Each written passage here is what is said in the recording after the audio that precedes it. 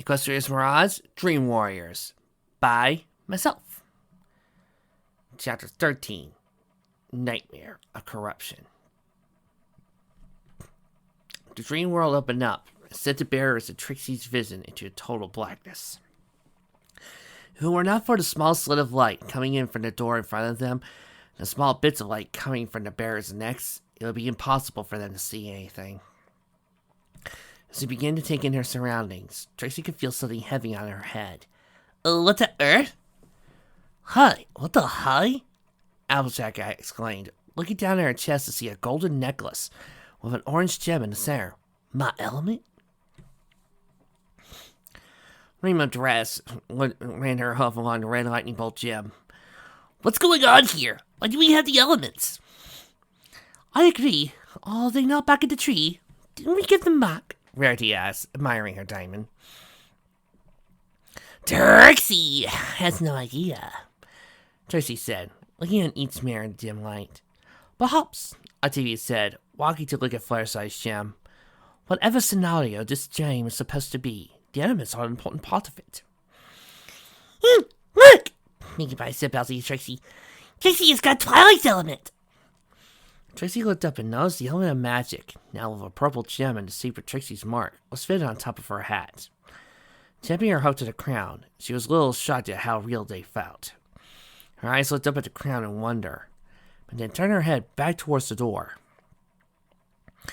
Admire the crown later. Save Twilight now, she thought to herself as she used her magic to open the doors. Once the doors were open, the pony's senses were hit with the smell of blood and decay. The light that seeped into the room before had been coming from a small throne that sat at the end of the chamber. Steeling themselves, the group of 11 pushed their way through the smell of rot that permeated the room, and began to walk through it.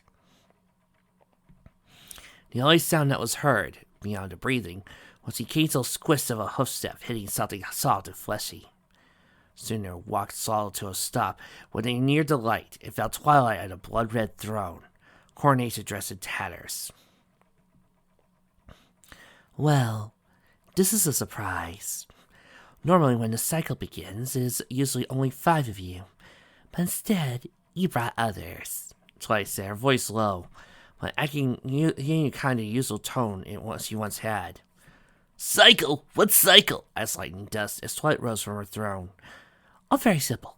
You see, after I am done killing Celestia, as Twilight said this, the throne became brighter to reveal Celestia in the right of Twilight's throne. The neck of the sun goddess was snapped. A look of horror was permanently etched to her face. Or Luna. The light that revealed Luna on Twilight's left, crucified against the wall. She did let out a chuckle, or sometimes even both. One of the princesses will go out, get you 5 to gather the elements to defeat me. Then you stupidly try to stop me. Did you really think that you could use the power of the elements with only 5 of you? They are called the elements of harmony.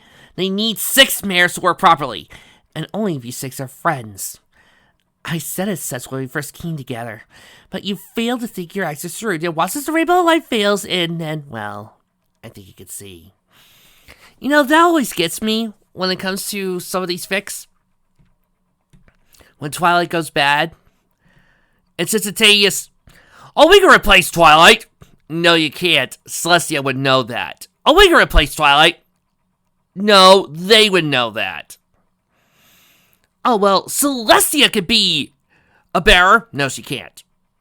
You need to be friends. You need to be close friends. That was the whole point. Even the comics pulled this shit out. During that whole entire one arc where Starlight had to help out, Celestia grabbed the element of magic and placed them and thought it could work. It did not. Come on, writers. Celestia's not this stupid. Why do people keep pulling this out like, oh, we can replace Twilight? No, you can't. Stop it. It boggles the mind. But there's another thing I wanted to touch upon with this little nightmare. I'll get to it.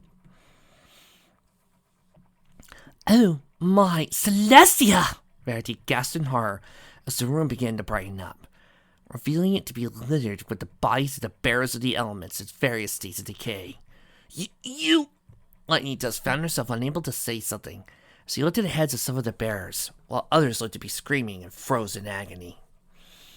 Then, after I finish killing that set, a new scenario begins where I go through the process again. Twilight said, sitting back on her throne with her hoof on her chin.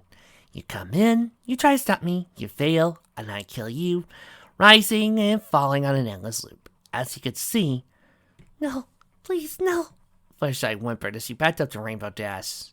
She stood trembling as he looked at how some of them were crucified on the ceiling, while other verses were hacked to pieces all around her.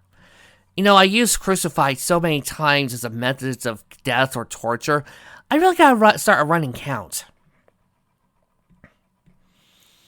I've become quite proficient at killing my own friends. Twilight chuckled as she looked at the small bit of ass. Pinkie looked up at the princess of Sour Throne. Twilight, why? A whimper escaped her lips as she turned away from seeing a rainbow jazz that was impaled through the wall by a spear. Why do you do this? Simple logic, my dear Laughter, Twilight said, looking down at Pinkie with a sneer. You see, I came to the conclusion that I was one of the most powerful beings on the planet. As such, since I ruled magic and power, I had no need to follow this. She lifted up Celestia's corpse with her magic and threw it away. A pathetic excuse of an alicorn that couldn't defeat her sister, Discord, or a simple changeling. You know that is the true, Twilight, shouted Rarity. You said it yourself. If Celestia were the full power of the Queens, you would have killed us all. I was well lost, Twilight said. The needs of the many, after all. And you know she lost the connection to the elements, Rainbow Dash accepted. So threw a few expendable guards his way and leave us out of it. We didn't need to either against Sabra. We could always use more guards. Power in numbers and all that. You see how cold Twilight's in this scene? How little she cares for the civilians, and how little she cares for the guards, and how little she cares for her fellow pony. That is what I hear every time somebody asks that question. Why don't you just throw a few guards at Discord? Because the guards could be horribly turned into things and have PTSD and ruin their lives. And I feel like your next response is, what's a few guards? I mean, we can always have more. Or, why not throw guards at Sabra? Because they could die. What's a few lives? Every time I hear that, that's all I hear, is, what's a few lives? Like, the people who ask this question are willing and able to throw other people's lives just so they can feel safer. They don't care how much the loss of one life means in this world. They don't care how much losing somebody close means. That's what I hear when I see people like like Reality Check do this. They care nothing for the innocent soldiers or other people, just as long as they're safe. Why don't you just throw innocent life into the fire?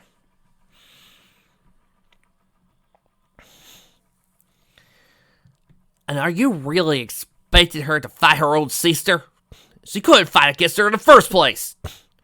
Applejack said, "What, were you expecting her to...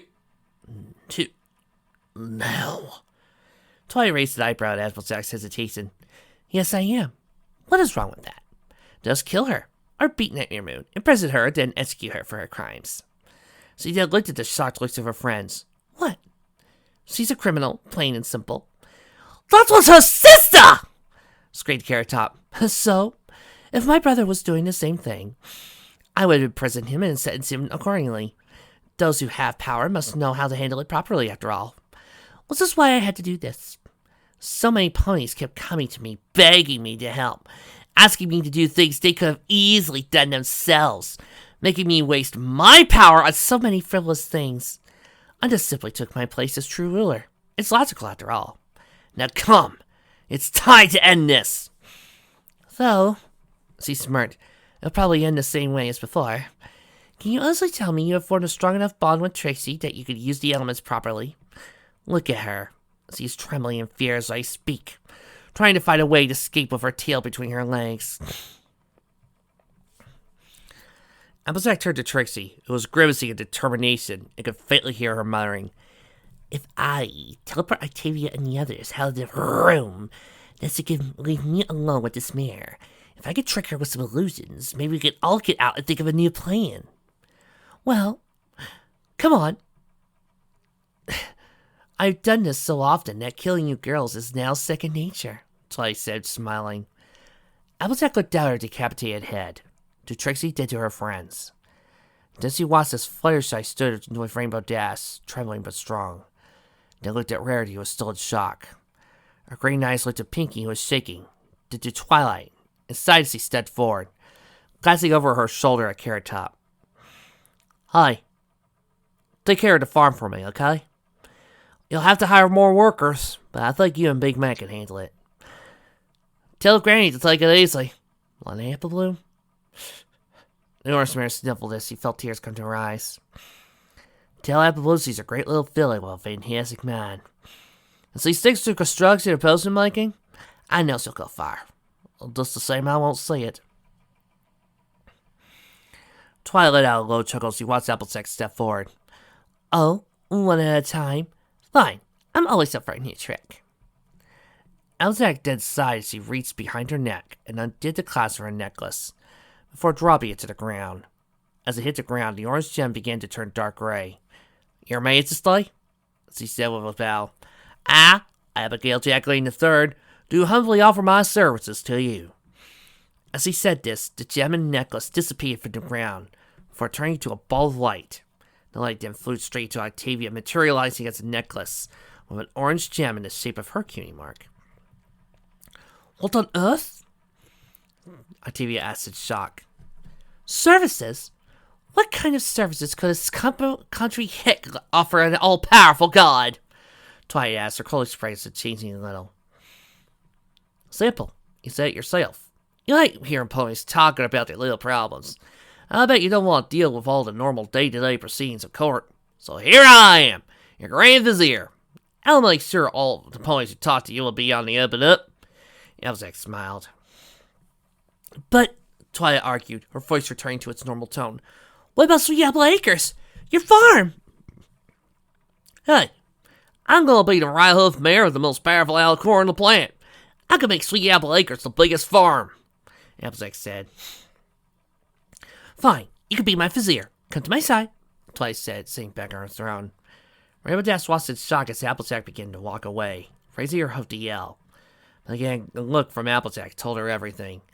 "Oh, I get it," she said, stepping forward as well, returning to look at Lightning Dust. "She likes to have cereal and toast in the mornings when she stays over. Pick her up exactly at 3 for school, otherwise she'll miss out her training. Make sure she stretches." The little tyke forgets. "Who?" Lightning Dust asked as she watched Rainbow Dash begin to remove her necklace. "Rainbow and Skidoo," Rainbow Dash said, slightly taking off her necklace. "If I'm not gonna be there, somebody has to be." Then she looked up at Twilight Sparkle. "Rainbow Miriam Dash reporting for duty, princess!" "Duty? What?" Twilight began, her voice changing back to normal as she looked on in shock. "Are you really abandoning your dream? What about the Wonderbolts?" "Wonderbolts, Munderbolts," Dash said, waving a hoof. "Why do I need to be part of a sports team when I could be the captain of the Royal Guard of the most radical princess on the planet? And you know you're gonna need guards. Who else will handle the small fry for you?" She chuckled as the color of the gem faded. Necklace flew to blossom forth, turning into a red version of her cutie mark. Fine," Twilight said, beckoning Dash to her side. Growling, she looked at Rainbow Dash. "What do you think you're doing anyway? You're sacrificing something important. For what?" Rainbow Dash could only smirk at her friend as they heard hoof steps on her pony.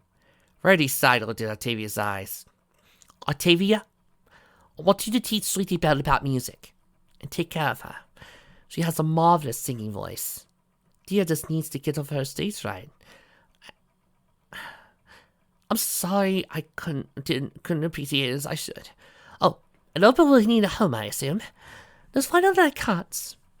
Then she turned her way, her horn glowing with magic. Magic took off the necklace and laid it down gently onto the floor. Oh, what is this? Asked Twilight dismissively. She watched her friend step forward and bow. What could you offer me? My name is Rarity Badmonies, and I can offer 7 things. While Applejack and Rainbow Dash are exited in their respective fields, they are no business ponies or diplomats. I, on the other hoof, can be both. Twilight Alicorn smiled. While the necklace faded to color, it flew to rest on Carrot Top's neck. The necklace shimmered and turned into a group of carrots. Ruling one country is all well and good. What about the others? You can't just subjugate them all. That would take too much funding and assets. You need somebody who can help with trade, treaties, and other diplomatic problems. As Twilight looked down at the unicorn, her expression softened and her voice returned to its normal tone. But what about your dresses? Carousel? Posh! Rarity scoffed. I'll be making dresses for a queen. Why, think about how high my fashion career would go with that kind of reputation. And as a diplomat, why, I can make Carousel Boutique a worldwide franchise. Twilight stepped back on her throne and looked at Rainbow Dash and Applejack. Fine! She growled, the dark tone to her voice returning. You can join! Gosh, just the way things are going, the next will be Fluttershy! Fluttershy could feel some tears roll down her cheek as she reached behind her neck. Bossleforth, I'm going to ask you to do something that might be a little scary. I think I can handle the animals, gulped Bossleforth. This, Fluttershy shook her head. No, Discord. You'll be so heartbroken when you hear some news. She then closed her eyes and blinked away the tears. Let's tell him that it's going to be okay. I know he has a good heart. He can be a good person. He just needs a little push. Tell him I'm so sorry for doing this. As she began her walk, Twilight began to shake her head and lean forwards a little. Fluttershy, don't... I am Fluttershy Firewing, and Fluttershy said, thrusting out her chest and mustering courage. I may not know what I could offer you, but whatever you might need, I'll help. The Yellow Pegasus said, as her necklace began to fly to Lyra's neck. What is all this? Twilight said, tears coming to her eyes, as Fluttershy flew over to her. You're all sacrificing yourselves for what? You're all being foolish. You don't see Pinkie Pie... Clink. Twilight was interrupted by a clink of a necklace on the ground. Pinkie? Aww. Pinkie moaned as she looked at her fallen necklace at Lyra. All I have left is Lyra. Okay, what to say? Oh, I know! Teresa turned stoic. I'm so sorry. I won't get to prepare your adoption surrogate donor baby party. Tell the cake set they were a great second family, and I'll send them postcards from heaven. And with that, she bounded to her friends, the necklace that once bore her mark, and flying to rest upon lightning dust. As Pinkie took her place at her friend's side, a black mist began to escape Twilight's wings, pull around the hooves of the other mares. Tears began to stroll down uncontrollably around the Alicorn's cheeks as he looked back from mare to mare. Why? This wasn't supposed to be how it went. You're supposed to fight me. Die by my hooves. This is foolish. This is illogical. You're all throwing your lives away to stand by a mad mare that'll fall one day. Why? Pinkie Pie giggled as the black smoke rose around her. Isn't it obvious, silly? We're your friends, Twilight. Come hell or high water, to Tartarus or Haven, we're always going to be by your side, no matter what happens to us, Applejack said, wearing a hoof along Twilight's 4 legs. Yeah, not even Celestia's going to tear us apart. Because, Twilight, like it or not, you're stuck with us, Rainbow Dash chuckled. I don't care who you become or what you name yourself. You'll always be a little egghead.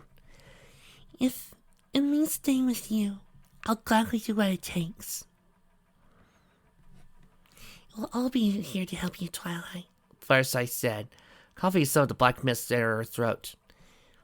You need us, Twilight, like we need you, Rarity said, her eyes beginning to shine with tears. Twilight shook her head. Looked at Trixie, the blue unicorn's eyes now becoming pure white with a rainbow sheen. Trixie! This was a trap! Mirage is using the dream to corrupt the other bears and put them in the same spell! You know what you have to do! Trixie nodded, feeling herself being lifted into the air. This is it, Trixie. I'll play their facing you to save them. No, not just them. She looked to her eyes as each mare began to lift into the air. I think I used Moon Revenge for this scene. Hit it. Kindness. I guess I could work with that. I guess that makes me generosity. I am honesty. I am loyalty. Yeah, I guess I am laughter. No, they aren't just the elements. They are other virtues as well. Lyra's patient when she needs to. Bosophore's happiness for new things. Carrot Top's love of life. Octavia's wisdom to see beyond the veil. And Dust's tenacity to never quit. They are all here. Because we are all connected somehow. By a magic that can cross dimensions. The blue unicorn now looked at Twilight as a rainbow of light began to connect to each bearer. They are all putting their faith in me to get them back home! With a chuckle, Trixie commented, "Oh, Smarkle, just get ready for the greatest trick of your life." As the rainbow began to rise from the 6 mares, Twilight began to blink back her tears as she looked at each of her companions. You know, I don't think my mind can take this. I've been through so much in the past month. It might kill me instead of saving me. Your girls would die too. Well, at least I had a chance to slay you again, Applejack said, tears falling down her cheeks. Yeah, I'd also run. Besides, if this is how I'm going to go, don't let it come. I'm sorry our time seems so brief, Rarity said, watching the rainbow come closer. Girls, good. Fluttershy began, but was stopped by Pinkie, who looked up with a tearful smile.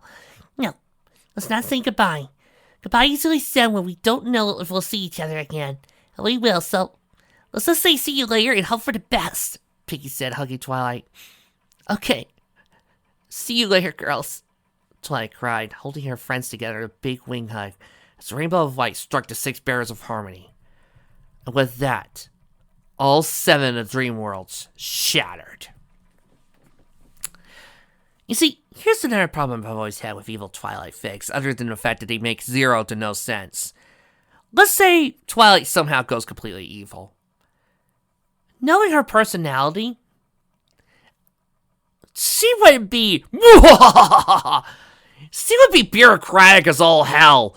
She would be forcing you to arrange dates. She would start scheduling you. She would start forcing you to sign papers upon papers.